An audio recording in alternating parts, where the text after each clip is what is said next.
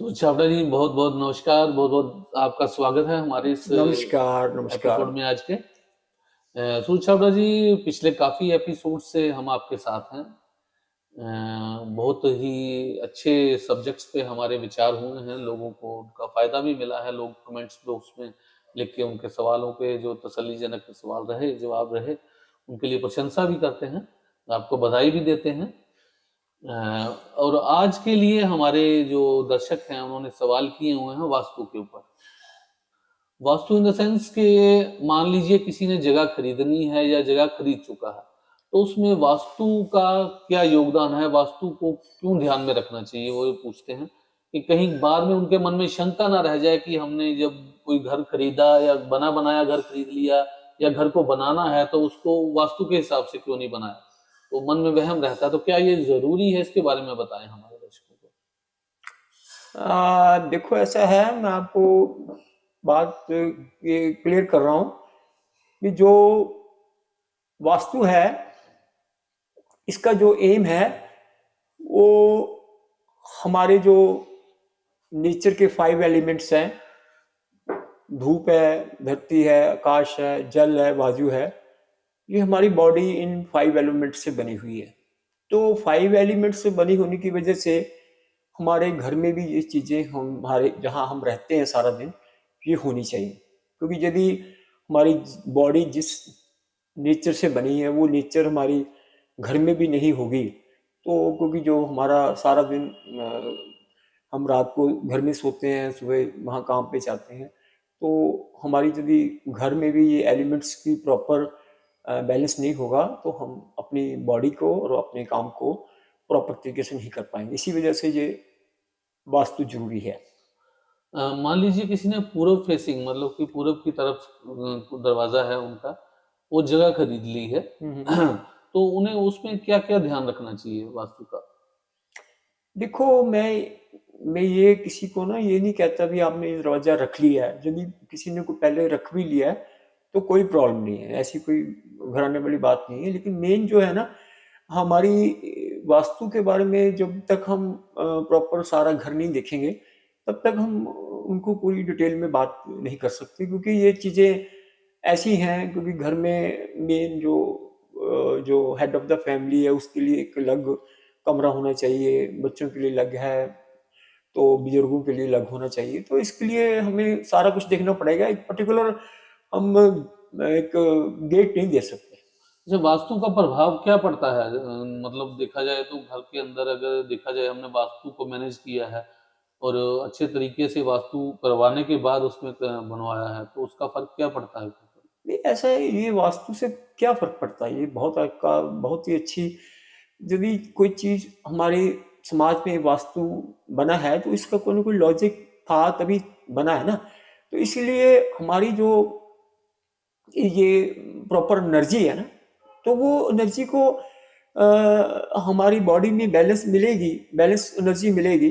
धूप मिलेगी, हवा मिलेगी, हमारी पानी हमें प्रॉपर तरीके से, हमारी जो जो एलिमेंट्स हैं, हवा, पानी, धूप, धरती, आकाश, ये इनका जो बैलेंस हमारी बॉडी को मिलेगा प्रॉपर तरीके से, तो ऑटोमेटिकली ये फर्क पड़ेगा ही पड़ेगा, क्योंकि बॉडी भी हमारी एलिमेंट से बनी है ना।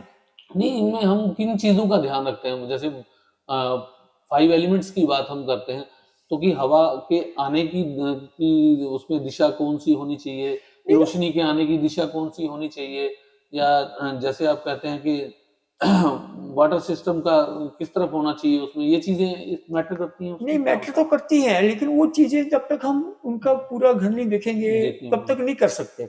लेकिन यदि आप सोचो भी, अब पहले के टाइम पे लोग कच्चे मकानों में रहते थे, छोटे छोटे मकान थे, जी जी ठीक है ना। वो बड़े आराम से, उनको कोई टेंशन नहीं थी, ठीक है ना।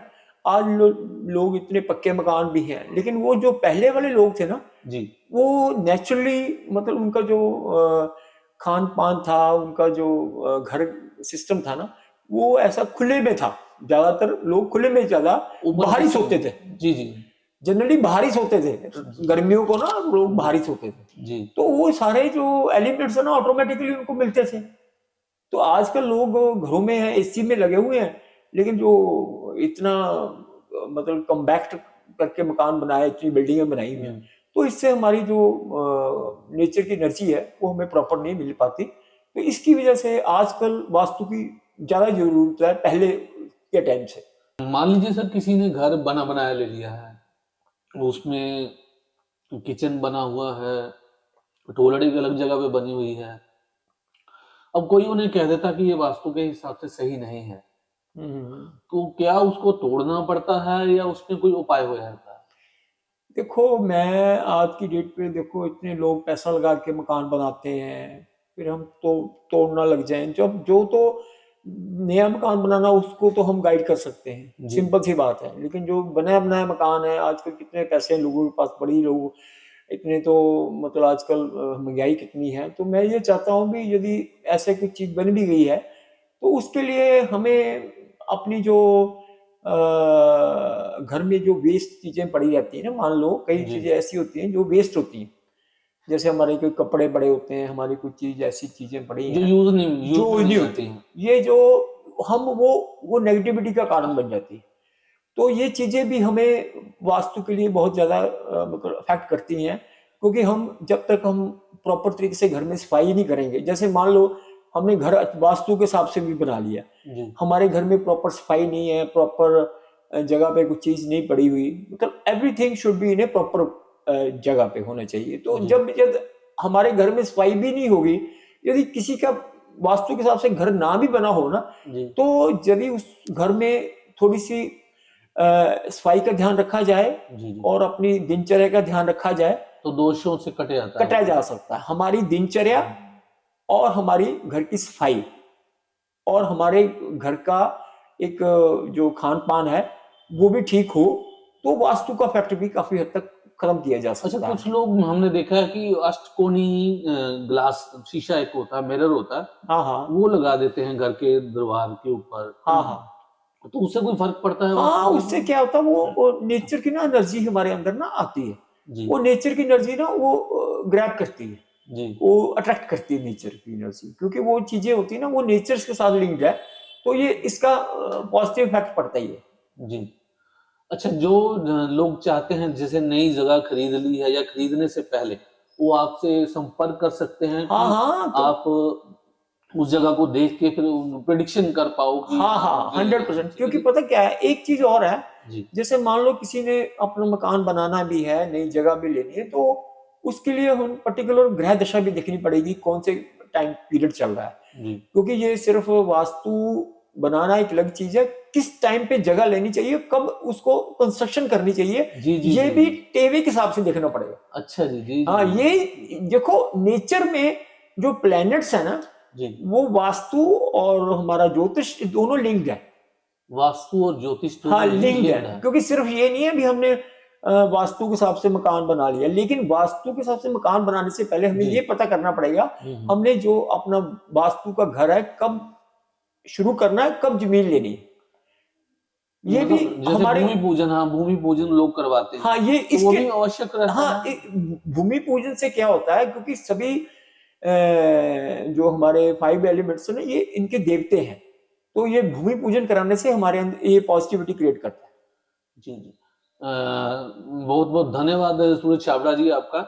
हम अपने दर्शकों से जो कि जिन्होंने नई जगह कोई ली है या लेनी है, तो आप सूरज छाबड़ा जी से संपर्क कर सकते हैं। सैटरडे और संडे ये फ्री होते हैं और इनके नंबर जो हैं स्क्रीन पर फ्लैश कर रहे हैं। मैं एक चीज और हाँ जी, हाँ हाँ जी, मैं एक चीज सोचो। और बताना चाहता हूँ कि जी। कोई भी आपने जगह लेनी है, जी। वो पहले अपना होरोस्कोप दिखा के उसके हिसाब से ही लो, क्योंकि जो भी ग्रह होते हैं ना उस हिसाब से ही टाइम पीरियड होता है, जी। टाइम पीरियड के हिसाब से हमें वो डिसाइड करना पड़ेगा। मतलब जिन पर्सन ने जगह लेनी है वो अपना होरोस्कोप साथ में दिखाए, तो हाँ उसके हाँ साथ उन ग्रहों की दशा के हिसाब से पता हाँ लगेगा हाँ हाँ हाँ कि उसको कब लेनी चाहिए जगह, कब लेनी चाहिए, कब क्योंकि वो लेनी चाहिए। हम देखो ना, कोई भी चीज है वो नेचर की है, जी। जगह भी नेचर की है, नेचर की है, बिल्कुल तो सही है। नेचर में क्या चीज कब सूट कर रही है, यही तो मकसद है ज्योतिष का। जी। ज्योतिष का, वास्तु का यही तो मकसद है, बहुत कौन सा टाइम कब करना है, कौन सा काम कब करना है, हम अपनी मर्जी से करते हैं, फिर बाद में कहते हैं ये हो गया वो हो गया।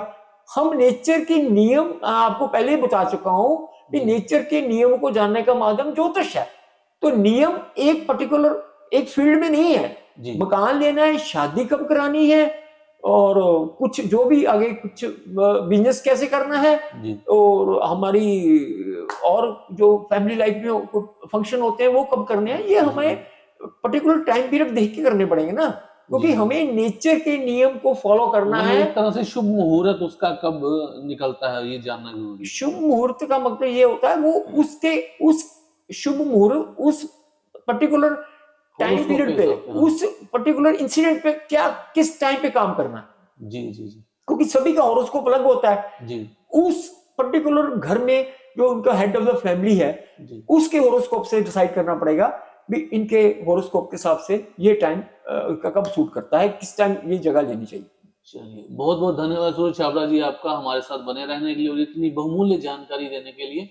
दोस्तों, सूरज छाबड़ा जी का नंबर जो है स्क्रीन पर फ्लैश हो रहा है, कोई भी अगर चाहे इनसे मिलना, सैटरडे संडे आप इनसे मिल सकते हैं। प्रायर फोन करके पहले अपॉइंटमेंट जरूर ले लें। बहुत बहुत और धन्यवाद सूरज छाबड़ा मैं जी। किसी को कुछ जी वहम में नहीं डालना चाहता, मैं चाहता जी हूँ कि भगवान ने जो मेरे को ज्ञान दिया है वो घर घर पहुंचे।